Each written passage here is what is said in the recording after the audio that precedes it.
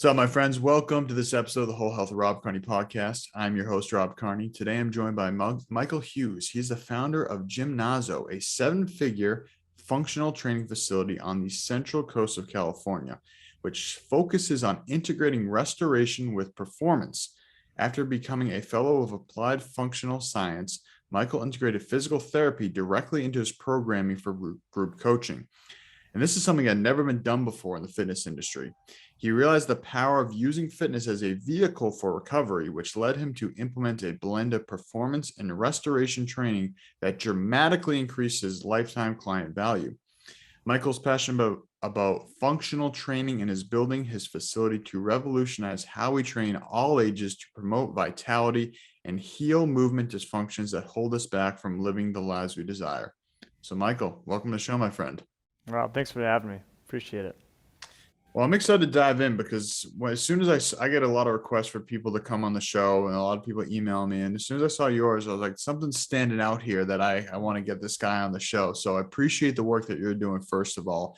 And would just love to start by hearing, what was your motivation for getting into this field yourself? Yeah, I appreciate that. Because it really kind of comes down to passion. Like this is a passion industry. If you don't have that, then well, please go somewhere else because you're not going to last very long. It's kind of that kind of flow. It really kind of started back, back in like 8th grade, to be quite frank. 7th, 8th grade, I really enjoyed this process of helping people. It gave me a sense of confidence that I didn't have as a little kid. And there's a backstory to that, but when you start working out, there's something that happens to the physical, obviously, hopefully, right? And then that physical changes to a mental, and then it changes that soulful piece of you. Like your self changes. And let's just call it confidence. Let's just call it whatever you want. There's so many terms for it that go even deeper than that. But when you started to realize that I could help other people, and in 7th, 8th grade, when I started writing programs, which I kind of copied from a very well-known person called Arnold Schwarzenegger, you could really say like, and they would say thank you, and like, oh, you're welcome. Like I really just kind of just provided information for you. It really fueled me in a way that I was like, this is what I want to do for the rest of my life. And it was kind of crazy. Like I firmly knew that in like 7th, 8th grade, like this is what I want to do. And that passion to just want to help somebody, because it really is this kind of selfish job. And what I mean by that is like, I get excitement, my day's full when I help somebody. I'm doing a selfish job. I'm trying to make myself happy. But it's cool because it's selfless in the sense that I get to help people get there. And I think that's what most people who have a passion really, really share as well. I don't care if it's finance, I don't care if it's ditch digging, I don't care if it's building a car, right? It's just they get excited about helping people or helping a process out. And that's the passion. And it kind of grew from just helping people out. Now I want to help an industry out. Now I want to help a world out. And that sounds pretty lofty, but I'm not the only one going to be doing it. But like there's more to be had because, there's more information. And with more information becomes more action, and more action changes things. And well, anyways, I can go on a big run. But so yeah, that's it. That's how it got me here, just helping people. Well, I appreciate you sharing. And I'm curious, how long have you had your current business and how'd you come up with the name? Because I like the name. Oh, thanks a lot. Appreciate that. Gymnazo started because I chose it to start on January 4th of 2010. It was running as the first term. The first name was called the Group Circuit Project, and I was in a big box gym, and I just thought of a name. We do group. We'd run in a circuit, and it's a project for me. So I just kind of put it together.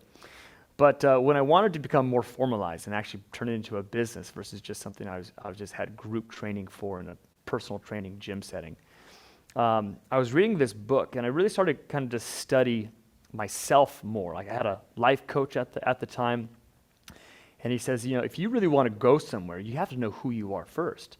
If you know who you are, then you're not going to know how to affect others, and you're going to be blown like the wind around.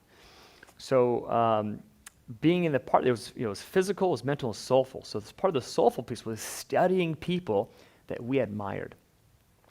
And I was like, well, Jesus is a pretty cool dude. He's done some pretty powerful things. So I studied a book, not the Bible, but like who he was as a person.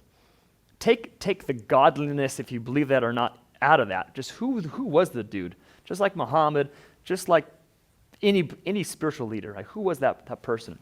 And the foreword of this book was written by Tom Landry. Now, if that name rings a bell to anybody, that's an all-star, Dallas football NFL coach. And he wrote this forward in the book, and he referenced this term and this process of studying yourself and digging in, and this discipline that you go through to make that happen. The key word was discipline. Well, the Greek root word of discipline is gymnazo.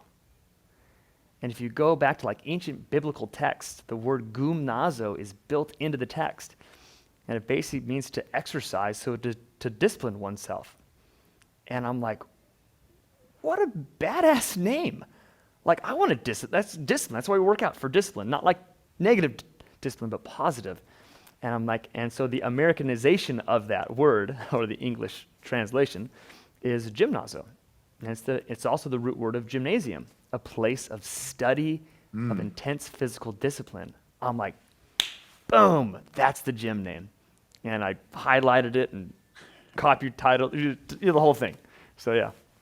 So it sounds like to me you're a big proponent of discipline, and that's something that I a very long way to say that one word, yeah. So for me, that's something that's really been very apparent for me over the past few years, since I started my own business, is the fact that discipline is essential. It's absolutely vital to be able to move forward in any path that we're designing, whether that is for business, like you said, it could be finance, could be fitness, could be whatever goal we're moving towards, but discipline is essential. And that's something that I think is, Jocko Willink says discipline equals freedom. And I think you shared there, like, not the bad side of discipline. So I think a lot of times when we hear the term discipline, there's like kind of that negative connotation, like it's being done to us, like we are being disciplined, or you're talking. I think about like training a dog. If they do something wrong, you got to discipline them, and it comes off in this negative connotation. Yeah, right, exactly. But if we flip that script and we discipline ourselves, now this is the vehicle to create a life of freedom and a life of fulfillment, because doing these little things every single day is going to compound. One of my favorite quotes is, little by little, a little becomes a lot. And so that comes from the state of discipline, consistency, persistence. So, on that note, I'm very curious to hear about your training philosophy, and obviously discipline's a big part of that. And I see you got some, looks like some log presses behind you, which is some cool tools you got going on. I'm a big fan of odd objects. I love maces, clubs, kettlebells. I love all got them all. The fun toys. Yeah. But one thing I know you are a big proponent of is injury prevention, and building a program around that. And as people who have listened to my show are well aware of, I've had a history of injuries over the years. And I think growing up, when I'm honest with myself, as a kid, a lot of that was kind of, to play the victim. I think sometimes that almost intentionally create that injury to get attention, because maybe I was seeking it from elsewhere. So that's, again, whole nother rabbit hole we dive down. But yeah, fair enough. I want to hear, when it comes to injury prevention and building a sustainable program, if somebody, let's just say somebody's never worked out before, they come from a history of injury, where do they start so they can be in this for the long term? Yeah, the first thing is, you already said the answers. Like, when someone comes from injury, where do you start? That's the most important thing, is finding where they can start. They already know where they were unsuccessful. That's the injury. And people tend to fix the injury. Well, wait a minute. How about we start at the beginning? Well, it's pretty hard to find the beginning, because you're really niching down, niche down. It's like, okay, what can you do? But do it for a period where in this industry, it's a half hour or an hour session. Well, I've shoveled for an hour before. That's hard work. Like, not many people can shovel dirt for an hour straight. That's a tough job. So if you're going to throw someone right into a fitness program for half hour, an hour, they're going to probably fail in that session. Maybe not physically break something, but maybe emotionally fail.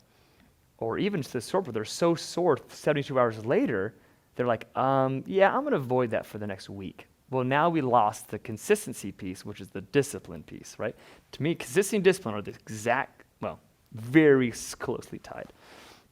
So what we need to do as an industry, which is not something that we don't want to do, it's just I feel we lack the knowledge to do, is to understand where someone can start. So for us, you have to put someone through some sort of diagnostic assessment understanding process. And that's what everyone does that. And it's kind of interesting. Everyone does it in all industries. I'll go back to finance. I go hire a financial advisor. He's going to say, give me all your information. What are your goals? What do you want to do? Where are your spending habits, etc. If I go to the dentist, they do the same thing. Doctor, they do the same thing. Fitness, it's like, no, let's just start. And we're like, wait a minute. Are we missing something here? Do we skip something here? And it's the movement assessment, because movement is the crux to fitness. If you can't move, you can't get fit. And that's where, side tangent here, that's why spin bikes are so popular. Ellipticals are so popular because you don't really move that much, but you can really get a good taxing workout on your cardiovascular system. That's only a piece of the puzzle. So if we can move somebody in the cardinal directions that the human body is allowed to move, which is forward and backwards, side to side, and rotational. There are plenty of other options, but those are the cardinal planes of motion. Sagittal plane, frontal plane, transverse plane, for those kinesiology people out there. And we can break down every joint in the body and how it can move through strength and flexibility, to keep it simple. Then we can start to see, oh, wait a minute, I can move forward pretty well, but I can't rotate pretty well. Oh, then I should probably not give them rotational medicine ball tosses. Or I probably shouldn't be flipping kettlebells all over the place. Or, so those kind of things, like, I don't care how strong you are, I don't care how cardiovascularly fit you are, those don't matter yet. Movement matters first. So that's kind of the big pieces. We have to understand how the shoulder plays with the thoracic spine, how the thoracic spine plays with the pelvis, how the pelvis plays with the foot. And it's funny, as you hurt your shoulder, I'm thinking about, dang, that poor shoulder got picked on. And I'm thinking, whose fault is it? It's not the shoulder's fault. It wasn't your rhomboid tear or whatever the case is. That was just the underlying not weak link, but over-bullied part. So I'm looking for the bully, where everyone's fixing little poor Johnny over there who got picked on. No. He needs some help. I get it. But find the bully first. And that's kind of this whole process that I think a lot of people get, but it's hard to do it, especially in a group training environment. It's extremely hard to do. So that's kind of our overall philosophy about injury prevention, is that you have to understand movement. It's complicated. It's not rocket science, though. And you really have to have a strategy on how to find where the bully is, or the undertrained tissue, over tight tissue, a lack of awareness, proprioceptive, nerve connection, muscle memory, and start to build a program around that.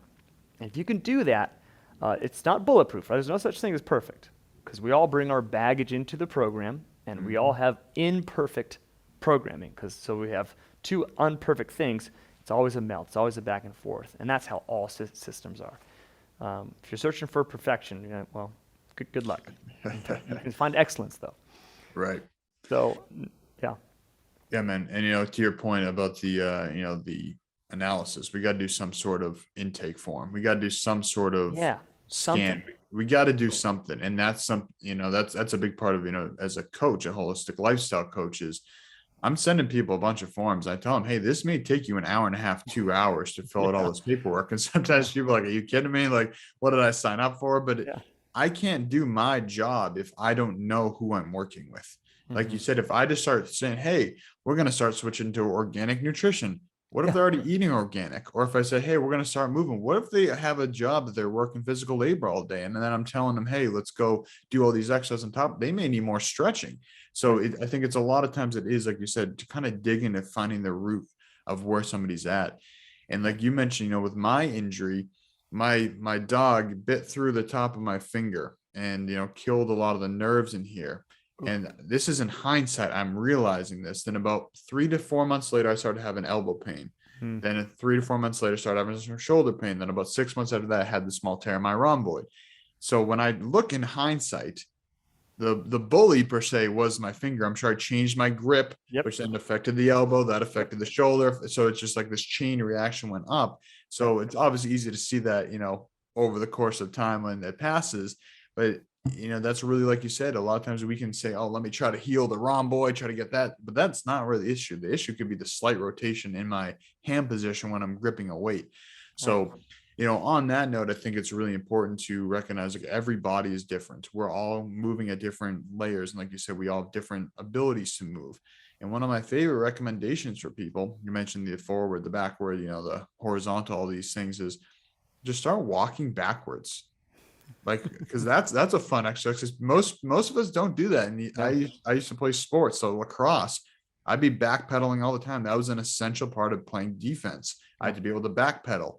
And then once we stop playing sports, a lot of times we lose these. We typically stay in just the forward motion. We lose the twisting motion. We lose the backwards motion. So I always love just add little fun little things in there as I'm recommending programs to people. I just say walk backwards in between sets, just do a little backwards walk in there and see how that goes. So, but Yeah, on I that, like that. we can talk about moving, we talk about running, and cardio is something I know that you have a good perspective on, and how there's some benefit to it. But I think for a Of course. lot of people, Yeah. it's very, I want to say overprescribed. That's not the Mhm. perfect word, but that's kind of, I think, when a lot of people think of getting in shape, losing weight, they say, I'm going to go for a run.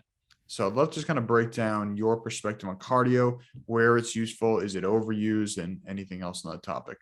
Yeah, as for both of us are fans of podcasts, and I like listening to, podcasts, and people say, gosh, if you just get on this bike and crank here, your level of health is going to be X, Y, Z, and look at these people and these populations, these studies. And I'm like, yeah, that's really cool. I'm really glad that the body can take in oxygen, convert it, put it in the blood system takes it to the muscles, boom, effort, da da da da. But who cares? Because I'm not running from lions very often, ever. I'm not really. I do have to chase after my little kid who goes in the street from time to time. He's getting better, but so I got to move quick. But me going on an ultra marathon is not something the daily opportunist does. Not discounting it. Please exercise yourself, push limits, do amazing things. But for the general population, which is what my industry trains 99.9% of the time, why are we sticking someone on a treadmill, an elliptical machine, a recumbent bike, a spin bike for hours on end, day after day? What are we really doing to ourselves? How are we training ourselves? And when I started to realize that whatever we do, even you and I right now sitting down in chairs, we're working out. Dang, it's a pretty easy workout, kind of cozy too, comfortable. We're training ourselves right now. Our body, our muscular system, cardiovascular system, proprioceptive system, skeletal system is getting trained to do this better because we're training it right now. So if we train ourselves to be in a flexed forward position on some bars or cruising on the ski slope, we're going to get really good at that. And we're going to train our human cardiovascular system to do that as well. But what our human system really needs is something completely different. And what it needs is versatility, direction change, start, stop, up, down, crossover patterns, because that's what life actually gives us. So it's kind of just like, if I'm going to someone say, hey, go invest in this company, and you're going to be a billionaire one day, and it's like, okay, I'm just trusting it. And I feel that's where the cardiovascular kind of notion is, like, go run, you're going to be healthy. And you're like, oh, yeah, like a little bit, but like, what about everything else? So if you look at sport, if you look at play, and if you look at just general movement patterns, the start, stop, left, right, turn, up, down is all over the place. So we should start doing cardio like that. I'm going to bank everything towards functionality, right? That's just my approach. That's my lens. Everything I'm going to be is like that. Now, do you have to do everything like that? Of course not. I love running too. I did track and field in high school. A good old-fashioned sprint is something I actually enjoy doing. But how much? Like how much are you just going to eat raw food versus how much you're going to eat cooked food? Well, some people like to play those games. Well, how much you just eat all meat? Well, that's not a good idea. How much should you only eat fruit? That's not a good idea. So it's really this blending and making it fit for you. So, but we don't do that because it's hard. It's not designed to fit into a general fitness facility. It's just not designed that way. So therefore, you're not going to go out of design because you don't want to stick out. And also, it's really fun to do these things, but you kind of need someone else to do it with. to be quite frank with you. Like, no one's just going to start doing cone drills by themselves in their backyard. It's just not. I Just not do what do people some do. ladder drills by myself. I will Yeah, say there you I go. have But begun. yeah, exactly. You know, so like it kind of like you kind of need this team environment. You don't need by any means, you don't need anything, but it's really promoting in that team environment, because you got to stress muscle tissue with the bones, with the nervous system, and the cardiovascular system. You don't have to, but that's where this process comes out. And what I really love about, you know, even our facility, strength days are more popular. Cardiovascular days are not. Because most people say, I can go do cardio on my own. You can. We have beautiful hiking in Central Coast, California. Beautiful hiking. I can go run. I get it. But you're actually just overtraining yourself more than likely and undertraining other aspects. And I love runners. I'm one myself. Not long distance runner in a sense, but I love runners. But they just put on their shoes and go run. You missed out on a huge opportunity called preparing your other tissues, not just get pounded in the face over and over and over again by the repetitive movement patterns of running. We got to rotate your car's tires is what I'm saying. You really got to make sure your body has different avenues of stress that can run through it, because we only have a shelf life on our joints. No matter how fit we are, there's all shelf life on all parts on the human body. So spread out the love. And you can still get cardiovascular fit. In fact, you're going to have a little bit more fun in my perspective, because you're not going to be zoning out. You're going to be zoning in. TVs, all those things in front of your cardio machine, like, I get it. We're just trying to get as little health as possible for as little effort as possible and go on the rest of our day. I don't blame that, but please, there's another level that we can get after. Even if you're 80 years old, we don't have a single treadmill, a single bike. We do have rowers. I'm a big fan of a rower, and I would get the VersaClimber too, but you know, whatever the case is, like, I like those. Multifaceted, multi-joint, push-pull example, those kind of things. Airdyne bike, also a relative fan. So change it up, team. That's what I'm going to say. You know, change it up. Add versatility to your lifestyle, and your body's going to thank you, versus just give you shin splints. You know, whatever it is. Well, I appreciate you sharing that. And you know, I like the word play you said there. I'm a big fan of playing. One of my favorite ways to do cardio is to run football routes on the beach. And Yeah, I can only do that for a short period of time in Boston, Massachusetts. There's only so many months I can do that. But that's one of my favorite ways. Is I'm on the beach, I'm in the sun, I'm barefoot. And like you said, I'm not just running straight. I'm running, I'm cutting, I'm turning, I'm catching. It's this mind-body interaction and then it doesn't feel like, oh, I'm just going for a run, which sometimes people don't enjoy going for. Some people love runs. It's a cool mental freedom. It is. I don't say stop doing that, but don't only do that. For sure. No. And so that's, you know, for me, it's about play and how many ways can we incorporate play. For some, like, that's why I love the mace and clubs. Like, that's like playing to me. I'm like playing like I'm a ninja, like things I used to wish I was when I was a kid. I get like I got a sword and I'm swinging around. Like, that's fun. That's a fun way to move. So how can we incorporate more of that play? And I love, you know, all the stuff you mentioned there. So I'm curious, you mentioned, you know, the beating down on the joints. If you had to choose one, running or biking, what would you say if somebody is committed to doing cardio and they were going to pick one? And I know you're saying spread it out, so maybe this is a contradictory question, but what would you say? Fun with it. I would say running, without a question. Running certainly has much more, you know, if I'm talking about beating up joints, you're certainly going to beat up joints faster with running, and hence why a lot of people do spin, who are older in age, or old runners do spin. I totally get it. But if you're really talking about biomechanical authenticity, you can't beat sprinting. Right. If you have no idea what to do, sprint. Right. The hard part about that answer is people have so much dysfunctional movement patterns that sprinting breaks them really quickly. So, you know, it's like with high risk, you have high reward, and also high reward, you have high risk, you know, so it's like, you know, everyone can't just go sprinting, but, you know, the good old-fashioned run, I mean, you're involving every single muscle tissue, you're in extension, you have rotation through the pelvis and through the trunk, you have power production if you want it, you have endurance production if you want it, but we have bodies that are dysfunctional and have bolts that are way too tight and bolts that are way too loose. It's tough to drive a car with that type of scenario, with any sustainability. So it's unfortunate because it becomes into a deeper question of like, you're saying all these things, I can't do those things. I know, we need to hire a coach. Fitness has always been taught like it's a do-yourself thing. And for the most part, it is. Mm. For the most part, it should be. But there should be a certain level where a coach comes into it and says, hey, you know what? We hire a coach for our teeth. We hire a coach for our garden. We hire a coach for our house painting job. We hire a coach for most of our life. We actually hire a coach. It doesn't look in the same way. Why don't we hire a coach for the most important machine that we will ever own in our entire lives? Right there with you. And just kind of close out this cardio topic. I think a lot of people too, a lot of it's improper footwear. A lot of people are just wearing crappy shoes that are Oh, we can get into that one. doing a whole host of things to their body. And so, for me, I don't really enjoy running the most, but if I do run, I have shoes that I only use for running that are high quality shoes that I'm not using those. They're very strictly used for running. So they're not just being worn out.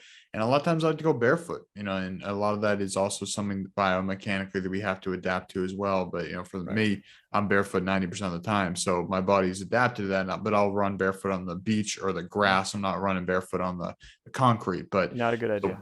Yeah. So one thing to recommend to people is definitely check your footwear if you are running, because that is a big thing that I see a lot of people coming with injuries from. Because I'm like, oh, how long you had those shoes? Oh, 3 years. And it's like, oh, I got some new insoles. But it's like, well, you got holes on the side. So a whole nother rabbit hole we can dive into. But I want to shift gears because this is a topic that is incredibly essential for anybody who is in the health field, looking to make a career out of health.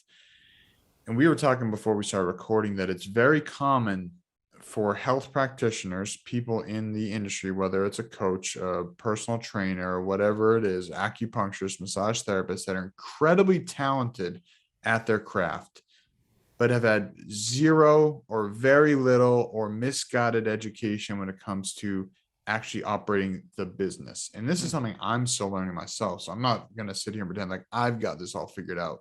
But you've got a lot of experience in the world of entrepreneurship, of business in the healthcare field. So I'd just love to hear, for anybody who is either in the early stages or the middle stages, I'm about 3.5 years in, how can we use our skills and actually be able to make a comfortable living doing so? Yeah, I always like to give credit, or at least try to, where credit's due. The EMyth Mastery book. EMyth, and then EMyth Mastery book. There's 2 different books. And that's an essential read.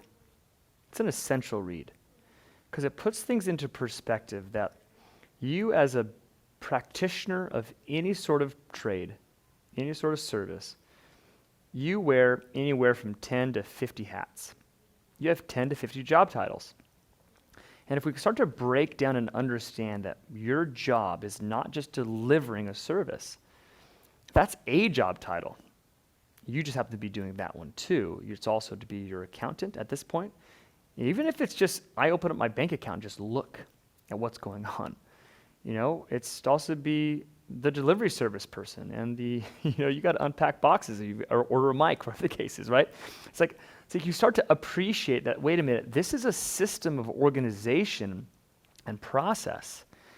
And if you hate those things, good. I'm glad you know those things now, because if you don't even know what you don't like, then you're just, I hate this job. No, what do you hate about the jobs that you're doing? So in really understanding that concept, that you really give yourself multiple job titles, I don't care if it's on a piece of paper, but not in your head. Put it somewhere. And so you can start to understand, like, oh, right now I'm actually being an accountant, or right now I'm actually being the janitor. Good job. You're doing multiple jobs in your business, because 20% of businesses are unique to that business or sector. But 80% of business is all the same, 100% the same. And the hard part is we only spend 20% of our time and focus on our skill set on that we spend 100% of our time on that skill set and don't realize that there's 80% left. So that was a big, big play, is understanding that. And I just had lunch with a friend of mine 2 days ago, and we kind of reminisce about that time we spent in a coffee shop studying that book together when we both were starting our businesses. He's in product space. He makes kind of a recovery electrolyte type of a product that has blown up. It's done awesome. And I was starting my fitness game, and we studied that book together, and we realized, like, crap, there's a lot to this. But the key thing is our eyes were opened to at least what was there, and that we can go in with eyes wide open versus eyes wide shut. And that was kind of a big, big understanding. And I would love to start with that because that's kind of how it really starts. The second piece is that you're only going to get to a point where you can do everything by yourself. And if you want to stay there, be happy there. Don't be guilty there. Don't shove yourself and like, I want more, I want more. No. That's why Microsoft has tens of thousands, if not 100,000 people working for them. It's not just one dude. And so you have to understand that that's an investment in buying somebody into your business. And what I mean by buying somebody's in business, that you have to take your profit, even if you don't have profit, and say, I'm going to make less money this month for the hope and investment to make more money in following months. And that's probably the biggest step that most people don't take, is bringing someone else on. What I love about this industry called the internet industry, and I'm using that in a very funny way, is that there's a lot of ways to have virtual assistants and things like that that really cheat. That's good old-fashioned cheating. But who cares? We're not keeping score, so you're the only one keeping score. So big picture, that's how it kind of comes down to. You have to have that awareness. But the things I really like to share with people who want to start a business is, first, you better be passionate about it. You better pay yourself, because if you don't pay yourself first, then you're eventually just going to lose it. You're just going to lose it. It's like, I want to make because I did that. I said, I want my business to be profitable, but I was living on my normal lifestyle, and I started realizing, I can't do that. So it's like, wait a minute, no. I need to be paid first, because if I lose myself, I am the CEO, I'm the janitor, I'm the intake-outtake guy, I'm the sales guy. If I lose the one most important employee, well, then the company's bankrupt. It's gone. So pay yourself. It's very important. It's very, very hard, and I struggle with that one. And then we can go on different topics and tangents here, but and another point is you have to understand who you are. And I mentioned that in the very beginning. If you don't know who you are, then you're just going to flail around and try to be everybody else. And that's really a tough part when you start to do marketing. So don't attempt marketing until you know who you are and your brand is, because then you're going to stay off Instagram, please, until you know who you are. Great advice. And that's something from my experience. Like you said, I recognized that I was wearing all these hats. And one of the best pieces of advice I ever received from a mentor was write down all the things you like about what you do in your business and all the things you don't like about what you do in your business. Kind of like what you were saying. Mm-hmm. And then his advice was, all right, now take that list of things you don't enjoy doing, the hats you don't like wearing. And then the second piece you said is outsource those. Yep. Pay somebody else to do that. And for me, sitting on Canva and creating content can drive me up a freaking wall. So the first thing I outsourced was, like you said, getting a VA to create content for Instagram. So I'm not sitting there and dragging little, quote posts to make them up there and make them look nice, because that's not my wheelhouse. That's not what I'm best at. And yes, I can physically do it, but just because I can do it doesn't mean it's the best use of my time. And that took me a very long time to recognize, because I wanted to do it myself. Because like you said, I wanted to keep all the profits, to keep reinvesting into the business and make it bigger. But then the mindset shift of, wait a second, this actually is reinvesting into the business. Just because it's not paying for ads or paying for another certification or paying for something else. Like you said, paying for another human being to do things to help the business, that's maybe one of the best investments I feel we can make, because we're getting the help we need, and it's freeing up that time, that space to actually focus on what we specialize in. Mm-hmm. And along those lines, it's really that I have a craft. You have a craft. We all have a craft. Sometimes we don't really know the full scope of that craft, and sometimes that craft will change. And actually, it kind of has to change. Businesses that don't change are businesses that don't survive. Doesn't mean you have to start, change everything you do, but there's an evolution to everything. If you're afraid of change, don't start a business. Just don't do it. Be part of someone else's business. Nothing wrong with that. Gosh, nothing wrong with that. Most people are, but it's really like Gymnazo, when I was running it, and it was all me, I would just plague myself. This is when Facebook kind of started to become, more. We're on the evolution of Facebook, like in the last few weeks. But it's like, I got to get on Facebook. Instagram wasn't even invented back then. And like, I got to do this. I got to have a presence here. I got to have a presence here. Yeah, and you got to do everything you else got to do.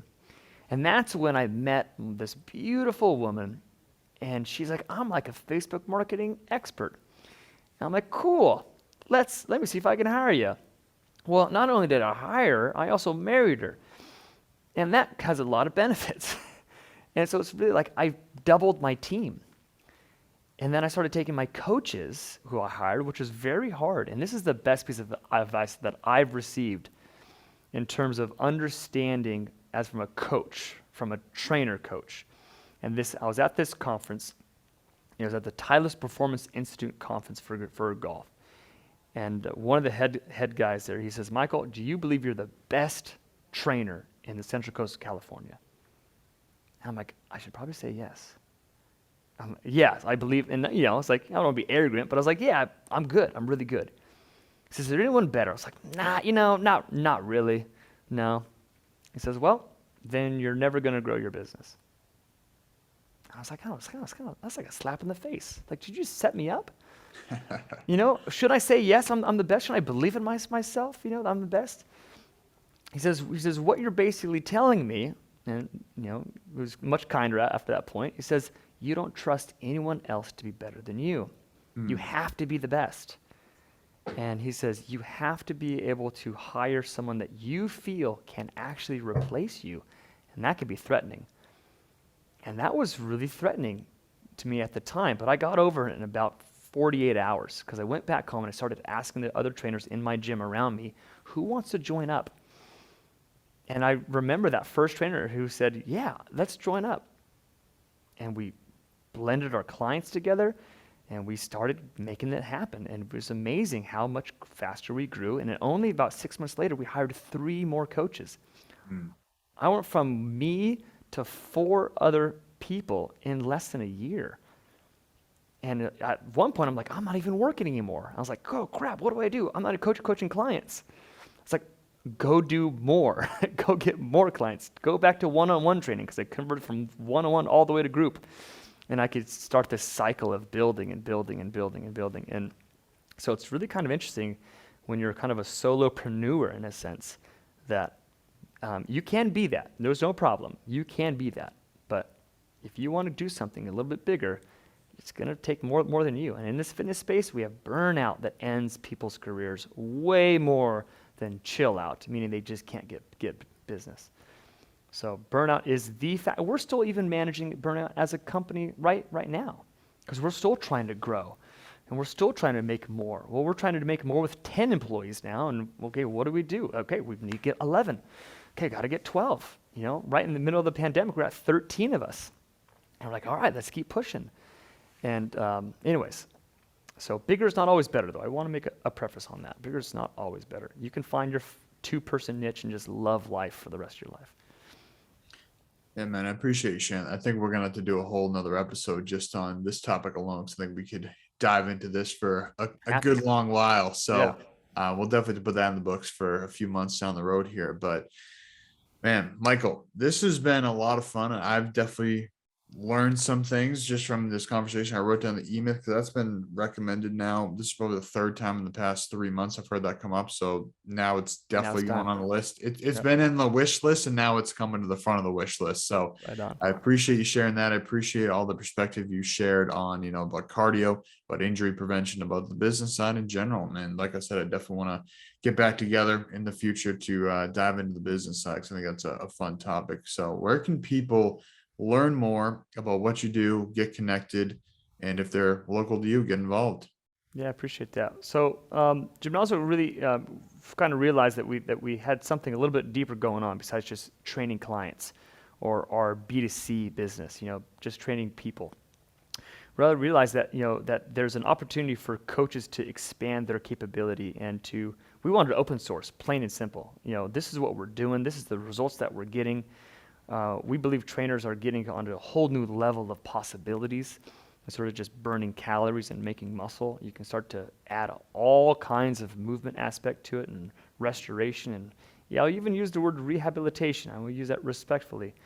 So if you want to check out as a coach and dive in deeper to being a better movement practitioner, check out gymnazoedu.com, where we've built an entire mentorship process, not just an online course, the whole mentorship, where we really like to kind of provide what we've done and where we feel the industry's going and where the next career opportunities are for trainers. That'd be awesome. If you're a client or an athlete and want to, even just problem solve some areas, dive into how you can actually move that mace around a little bit more, or take these Vipers for a bit of a ride, and to take movement into a whole other space away from just physique building. That's a big push at this particular point. And you want to join us in that way, check out Gymnazo.com. We have virtual training where we do all these movement assessments that I've been talking about, all through Zoom. It's a very, very awesome path to make that happen. If you want to follow me, I'm 3D_athlete on Instagram. And you want to follow Gymnazo on Instagram, same title. And other than that, we've got a YouTube channel that we just started. If you want to kind of learn and dive into the deeper dive of what we've been talking about, Gymnazo EDU on YouTube. Well, Michael, appreciate you sharing that. And for you listening right now, I will put all those links in the description box as well. Definitely check it out, because obviously Michael has a lot of experience, a lot of knowledge to share. And the YouTube's a fun platform. That's something I'm really diving into this year, 2022. And there's a lot of potential there. I've gained so much from that platform myself. I can't even describe how much YouTube University has helped me become a better human being. So I'm doing my best to give back to that platform. So I'd love for you as a listener to check out both of our YouTube channels. And like I mentioned, I put that in the description box. So Michael, I appreciate you being here, man. Thanks you for doing all the stuff you're doing. Right back at you, truly. Everybody listening, have an amazing day. We'll talk to you soon. Thanks so much for listening to this episode of the podcast. Like I mentioned, I'll put all the links in the description box as well. And while you're in that description box, I want you to look at some of my favorite superfoods. And by you choosing these superfoods, you are choosing to fuel yourself and fuel small businesses that are making an impact in the world. For instance, my favorite company, Purium Health Products, they're on a mission to go 100% plastic free this year. They're in the process of going single-use plastic free, and very soon will be 100% plastic free, which obviously will help to reduce the amount of garbage that goes into our landfills. They use biodegradable hemp packaging. They use all cardboard boxes, glass bottles, you name it. And as a sustainable food and farming major, the environment is a near and dear piece to my heart. And a lot of the people that I know, whether you're hiking or scuba diving or whatever you're doing, you're maybe seeing a lot of trash out there. So anytime that we have the opportunity to support companies that are really taking a stand to our planet, and not just making claims, but actually making a change, as in reducing plastic, that to me really stands out. And then you add to the fact that there are organic and non-GMO superfoods that are going to fuel our body to cellular level. And I don't really know if there's much better out there. And for most people, when they think about green juices in particular, people think that it often tastes like fish food or dirt or a lot of the other leaves, a lot of these other grass clippings, many of these ideas that people throw out there. And that's one thing I love about the Appleberry Power Shake by Purium, is that not only is it good for you and good for the planet, but also tastes good. And that's something that is not so common in green juices, and they are dried at room temperature, so there's no heat to process these powders. They actually maintain the live enzymes or probiotics in there, so all you do is mix it with water, and you are going to get a high quality green juice with all live enzymes, live probiotics, and after about 7-8 or so minutes, those will start to die off. So make sure you enjoy that within those first 7 minutes, and just be wary when you're getting green juices at Whole Foods or some of these other stores that are pre-made. At that point, a lot of the enzymes already dead because they've been sitting there for hours, days, weeks, who even knows. So this is a great way to have the convenience of a fresh green juice with all the major benefits without the hassle and without the need to store it, refrigerate it, etc. So you can go to iShopPurium.com, look up the Appleberry Power Shake, and use the discount code WHOLEHEALTH, and that will save you $50 off your first order.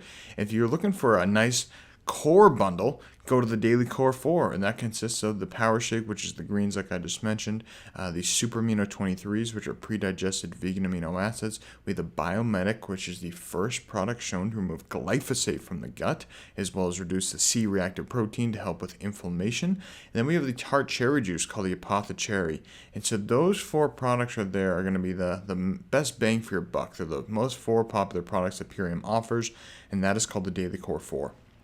So if you're looking for an individual product to try, get some greens in your system, check out the Appleberry Power Shake. If you're looking for the Core 4, check out the Daily Core 4. And you're looking for a 30-day lifestyle transformation, a detoxification process, check out the Ultimate Lifestyle Transformation. That's a 30-day detoxification program, the reset button for your body.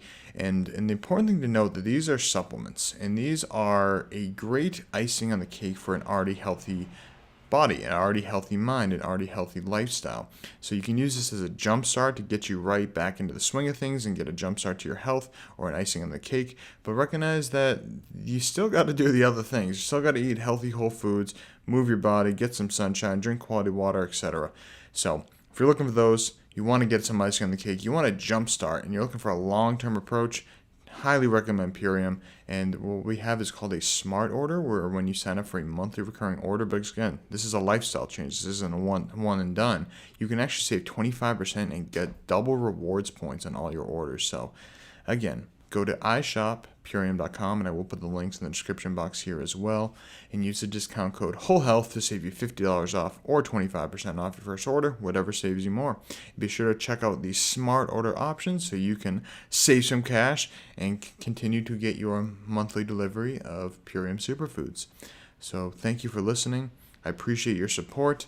I know you will enjoy these products. I know you will enjoy the future episodes we have. So have a beautiful day, and I will talk to you very soon.